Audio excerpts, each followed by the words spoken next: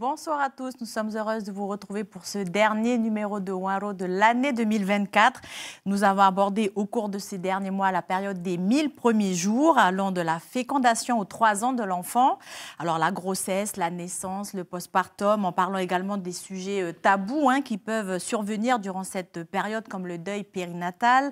Et ce soir, avec Elodie, on avait envie de vous parler des difficultés de la parentalité, des accidents domestiques qui peuvent arriver même aux plus vigilants et des petites choses à mettre en place pour adoucir notre quotidien de parents afin d'éviter les différents dangers. Bonsoir Elodie. Bonsoir Aurélie, bonsoir à tous. Et oui, être parent n'est pas un long fleuve tranquille, c'est même une vigilance de chaque instant. Pourtant, comme vous le savez, au pays, chaque année, des enfants meurent dans des accidents domestiques, voire des accidents de la route. Alors ce soir, avec Aurélie, on n'a pas envie de vous faire peur, on ne souhaite pas vous culpabiliser, mais on va essayer de vous donner tous nos tips et nos astuces pour que vos enfants grandissent en sécurité. Alors c'est l'occasion d'aborder différents sujets, mais d'abord, il est important de rappeler que les enfants ont besoin des adultes pour bien grandir et eux-mêmes devenir des adultes en bonne santé, et l'occasion de faire un rappel sur les droits de l'enfant. Je vous propose de regarder cette capsule. On se retrouve juste après. C'est quoi les droits de l'enfant ? Ce sont des règles qui concernent tous les enfants du monde sans exception. Ces règles sont rassemblées dans la Convention internationale des droits de l'enfant, un texte approuvé en 1989 par l'ONU, l'Organisation des Nations Unies. 193 pays, dont la France, ont signé ce texte et ont promis de tout faire pour que les lois de leur pays respectent les droits des enfants. Pourquoi les enfants ont-ils des droits spécifiques ? Les enfants sont aujourd'hui considérés comme des êtres humains à part entière, avec toutefois une grande différence. Contrairement aux adultes, ils sont en train de grandir et de construire leur personnalité, et pour bien grandir, ils ont besoin de manger, d'avoir une famille, d'aller à l'école, d'être soignés et de s'exprimer. Ils doivent aussi se sentir en sécurité et être protégés contre les maltraitances, le travail des enfants. Mais les enfants ne sont pas autonomes et ne peuvent pas se protéger seuls. Ils ont besoin que l'on s'occupe d'eux et qu'on les accompagne, ce qui les rend vulnérables. C'est pour cela qu'il existe des droits spécialement adaptés aux besoins des enfants. Quand leurs droits sont respectés, les enfants peuvent développer tout leur potentiel et se préparer une belle vie d'adulte. Alors, il y a encore des efforts à faire pour que tous les enfants profitent de leur enfance. En attendant, nous pouvons avoir au quotidien de bons gestes. On va donc commencer par vous parler du syndrome du bébé secoué. Nous savons que peu de Calédoniens connaissent ce sujet.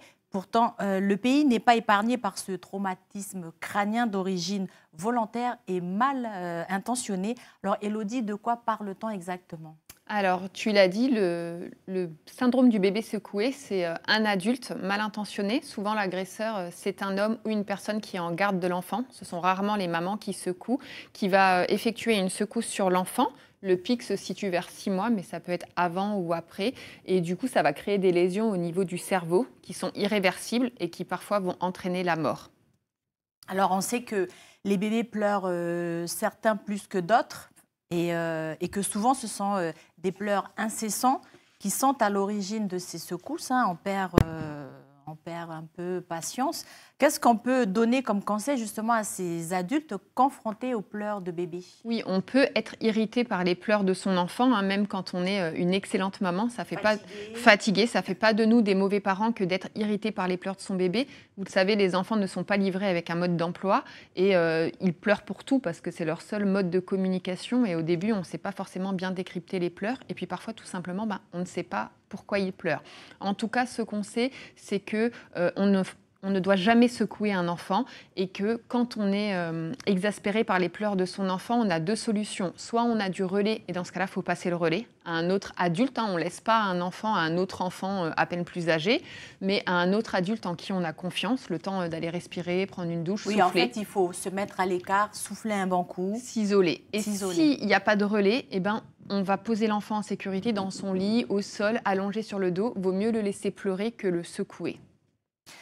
Alors, en fait, on dit que ce sont les pleurs de l'enfant, le souci, mais finalement, c'est l'incapacité de l'adulte à gérer lui-même ses propres émotions. C'est ça, exactement. En fait, c'est difficile. Puis, vous le savez, on peut vite être submergé par les émotions, surtout en postpartum, on l'a dit. Si on a eu une journée compliquée, on a des soucis familiaux, des soucis personnels, on va être plus irritable. Mais on le redit, on ne secoue jamais un enfant. Et parfois, effectivement, c'est nous-mêmes, il va falloir faire un travail sur nous pour être plus à l'aise avec son enfant.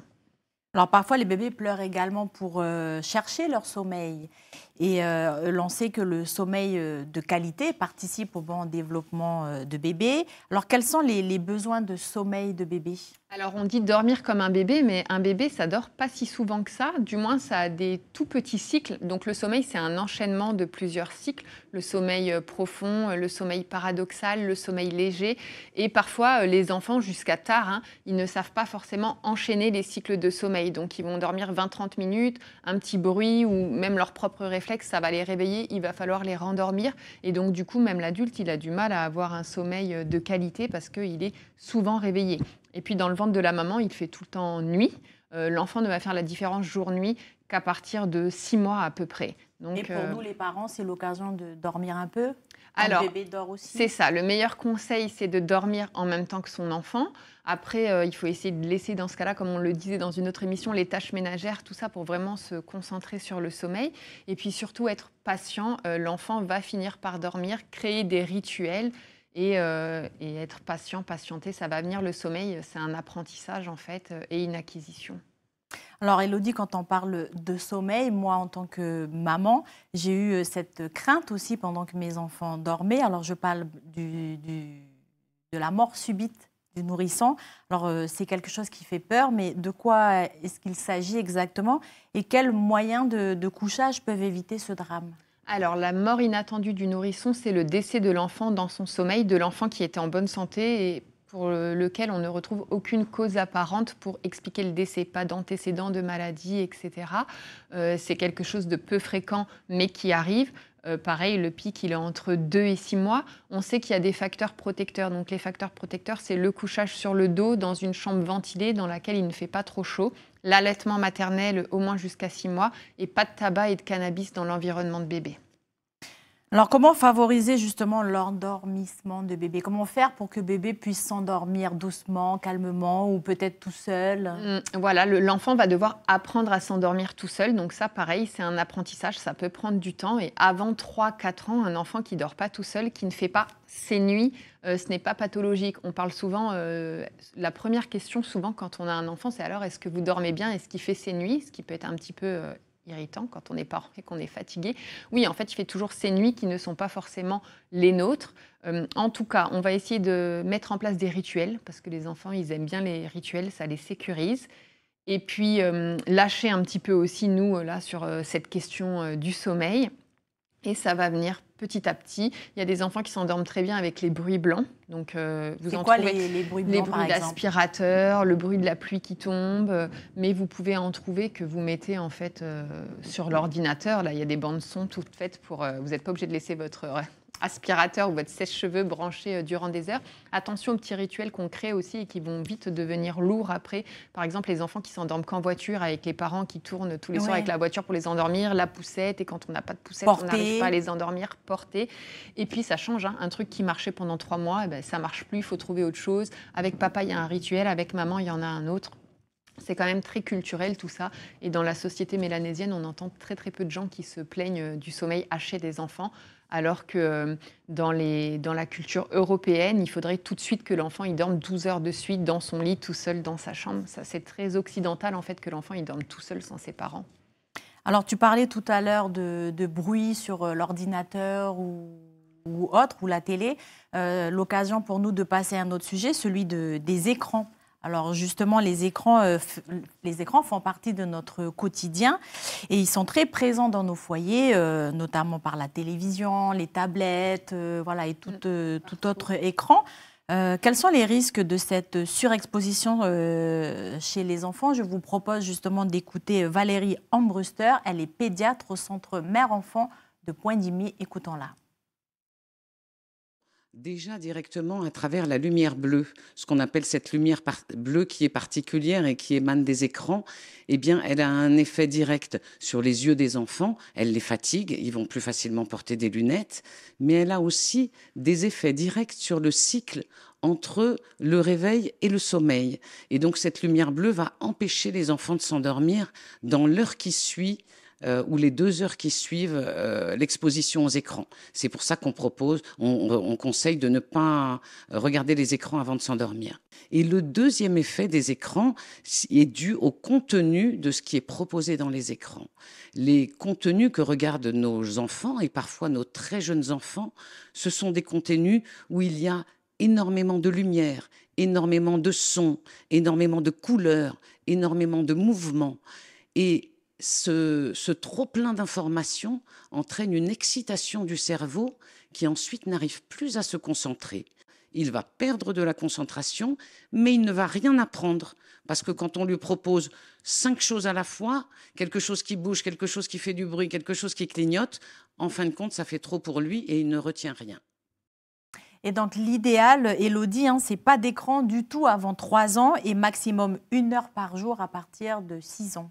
C'est ça. Et comme on le disait tout à l'heure, les écrans, maintenant, ils sont partout dans notre société, ils font partie de notre mode de vie. Donc, il ne faut pas les diaboliser, mais il va falloir apprendre aux enfants à s'en servir correctement. Et il va y avoir cette notion de temps. Là, les enfants n'ont pas de notion de temps, 5 minutes, 1 heure. Pour eux, c'est tout à fait abstrait. Donc, ça va être à l'adulte de gérer au moyen d'un chronomètre, par exemple, en montrant vraiment la pendule. Ben voilà, l'aiguille, elle est sur tel chiffre. Quand elle est sur tel chiffre, il faut arrêter jusqu'à demain et il n'y a plus d'écran. C'est vraiment important en fait que l'adulte assure la protection vis-à-vis du temps d'écran, puisqu'on l'a dit, trop d'écran, ça entraîne des troubles de la concentration, des troubles du langage, des apprentissages, du sommeil et aussi de l'obésité, parce que y a une sédentarité qui s'installe devant l'écran. Et comme le disait la pédiatre, le contenu. On ne laisse jamais un enfant tout seul avec un écran, parce qu'ils ont accès à plein de choses, notamment tout ce qui est contenu pédopornographique en fait. Donc, c'est l'occasion d'insister sur la nécessité de favoriser une activité physique. Alors, on écoute de nouveau Valérie, la pédiatre. Et un enfant, il apprend grâce aux échanges, grâce aux interactions avec les autres. Devant un écran, il s'amuse, mais il n'apprend pas grand-chose. C'est en discutant avec sa maman, en allant arroser les fleurs avec mémé, en aidant papa à faire du bricolage et en manipulant ses petits morceaux de bois, en allant au champ avec son grand frère. C'est dans ces moments-là que l'enfant va apprendre des choses. Il va apprendre « c'est lourd, c'est chaud, c'est dur, bravo, fais attention ». Tous ces petits échanges qu'on va avoir à travers les activités qu'on va partager avec nos tout-petits, c'est ça qui va leur apprendre des choses. Et une des règles simples à mettre en place pour limiter le temps d'écran et savoir quand est-ce qu'on peut les utiliser avec sécurité, c'est la règle des 4 pas. Donc, je rappelle la règle des 4 pas. Pas d'écran avant d'aller à l'école, pas d'écran avant de dormir, pas d'écran pendant les repas et pas d'écran dans la chambre. Donc voilà, c'est une règle simple à retenir, mais qui peut bien nous aider à nous rappeler. C'est un guide en fait et à essayer d'appliquer au quotidien. Alors, autre grand danger au pays, Élodie, pour les petits comme les grands, la route. Vous le savez, chaque année, de nombreux décès surviennent sur nos routes et parfois les victimes sont des tout petits, des enfants, et le plus souvent parce qu'ils ne voyageaient pas en sécurité. Et oui, on le redit, une voiture, quand elle ne réunit pas toutes les conditions de sécurité, c'est une arme. On peut se tuer ou tuer les gens qui arrivent en face si on ne respecte pas tout le code de la route, qu'on consomme de l'alcool. Et la première règle en voiture, c'est qu'on ne démarre pas tant que tous les habitants, tous les passagers du véhicule ne sont pas correctement attachés. Et pour les enfants, attachés dans un siège auto adapté à leur âge. Alors justement, l'occasion de rappeler la réglementation avec Monsieur De Souter de l'association Sécurité routière de la Nouvelle-Calédonie. On l'écoute. Du nourrisson jusqu'à 15 mois, le premier type de siège qui va être utilisé, ce qu'on appelle le siège coque, aussi appelé le cosy, où l'enfant va voyager en position quasiment inclinée et maintenu sur son siège par un harnais. Avec ce dispositif-là, l'enfant a le droit de voyager sur la place avant, d'accord, et dos à la route. D'accord? Je rappelle, parce que c'est très important, que quand on place l'enfant sur le siège à l'avant, c'est très important de prendre la précaution de désactiver l'airbag grâce à la clé du véhicule, pour pas qu'en cas de choc, l'airbag se déploie forcément, puisque ça serait la catastrophe pour l'enfant. Le deuxième type de siège qui va concerner maintenant la tranche d'âge des plus de 15 mois et au moins 83 cm, jusqu'à 4 ans et au moins 105 cm, va être le siège baquet, où là l'enfant va être en position assise et également maintenu par un harnais qui est directement intégré sur le siège, ou alors également ce qu'il peut avoir c'est un bouclier aussi, même si on n'en voit pas beaucoup en Calédonie, ça existe. Voilà. Donc vous avez vu que je parle à la fois d'âge et à la fois de taille. Donc l'âge c'est le juge de paix, c'est le critère obligatoire pour passer d'un siège à l'autre, et la taille c'est ce qui est particulièrement recommandé. Et enfin, donc, le dernier dispositif dont on va parler pour les sièges auto, ça va être peut-être le plus connu, le réhausseur, qui va concerner la tranche d'âge de 4 ans à 10 ans, ou alors de 105 cm à 135 cm. Petite précision sur ce réhausseur, c'est que maintenant, on voit bien souvent des personnes qui vont enlever le dossier du réhausseur pour uniquement utiliser l'assise. Il est fortement conseillé de conserver également le dossier de ce réhausseur, parce qu'il va y avoir un guide pour la ceinture de sécurité qui permettra de placer directement la ceinture de sécurité sur l'épaule de l'enfant. Ce qui ne va pas forcément être le cas si vous gardez uniquement l'assise. Donc, pour résumer un peu tout ce qu'on a dit depuis tout à l'heure, Élodie, protéger un enfant, c'est garantir son développement physique, affectif, intellectuel, social, et préserver surtout sa santé, sa sécurité, sa moralité et son éducation dans le respect de ses droits. Exactement, et puis n'oublions pas que les enfants apprennent en imitant les adultes et les adultes qui les entourent, donc en particulier leurs parents. Et c'est en apprenant à nos côtés les bons gestes, donc les bons gestes avec la sécurité routière, les bons comportements sur la route, comment se servir des écrans en sécurité. Ils vont reproduire nos gestes et c'est comme ça que ça deviendra les adultes de demain prévenants et équilibrés. Et c'est important de rappeler aussi qu'être parent, ce n'est pas une tâche facile. Ah non, c'est très difficile d'être parent. Il n'y a pas de mode d'emploi. En fonction nous-mêmes des bagages qu'on a reçus et des casseroles parfois qu'on traîne, en fait, on est parent souvent. Notre seul apprentissage, la seule façon qu'on a d'apprendre souvent, c'est de reproduire ce que nous-mêmes on a vécu. Donc en fonction des parents qu'on a eus, on va être plus ou moins bien lotis. Après, maintenant, de plus en plus, ça peut s'apprendre aussi, la parentalité. L'important, c'est de ne pas rester isolé, d'échanger, de s'informer et de s'entourer de d'autres parents qui ont des enfants du même âge. En fait, ça fait du bien de voir que les autres, ils sont confrontés aux mêmes difficultés que nous, qui se posent les mêmes questions que nous. Et on grandit aussi en tant que parents avec nos enfants. On fera tous des erreurs. Effectivement. Il y a tous des jours où on se sent de très mauvais parents. Et puis on repart, on rebondit. Et tant que les enfants sont en sécurité, qu'ils ont de l'amour, qu'on n'est pas malveillant ou violent avec eux, on fait tous de notre mieux avec les bagages qu'on a. Et pour terminer sur une note positive, je voudrais laisser la parole encore une fois à Valérie, la pédiatre, qui a un mot d'encouragement justement pour nous qui sommes parents. On l'écoute. Élever un enfant, c'est un travail difficile, un travail de tous les jours qui demande de l'énergie, qui demande de l'imagination et qui demande de prendre sur soi, alors que parfois soi-même, on est fatigué par une journée de travail, par les autres enfants, par le travail de la maison ou du champ. Mais je pense que c'est un travail, j'en suis même sûre, qui vaut vraiment le coup, parce que les enfants vont nous le redonner au centuple. Il deviendra aussi un adulte qui a la tête sur les épaules et qui va bien. Et ça, c'est une belle récompense pour les parents. Une belle conclusion et qui met un terme à ce dernier numéro de Waro de l'année. Je tiens à remercier toutes les personnes qui ont participé aux différentes émissions de l'année. Je pense à des sujets en particulier comme le deuil périnatal, des sujets assez difficiles. Et je remercie toutes les personnes qui ont participé à ces émissions. Je remercie Élodie pour sa collaboration toute cette année. J'ai eu plaisir à travailler avec toi. Donc, merci beaucoup, Élodie. Et bien sûr, merci à vous, téléspectateurs, pour votre fidélité. Merci à vous tous de nous avoir suivis tout au long de cette année. Merci à Calédonia de nous avoir permis de réaliser ces émissions. Merci Aurélie pour la collaboration. Prenez soin de vous parce que pour être de bons parents et bien traverser cette période des 1000 premiers jours, il faut déjà être nous-mêmes en forme. Donc prenez soin de vous, aimez-vous et quand vous êtes en difficulté, tirez la sonnette d'alarme, faites-vous aider. Merci à tous. On vous souhaite à tous une belle soirée sur Calédonia, de belles fêtes et prenez soin de vous et de vos proches.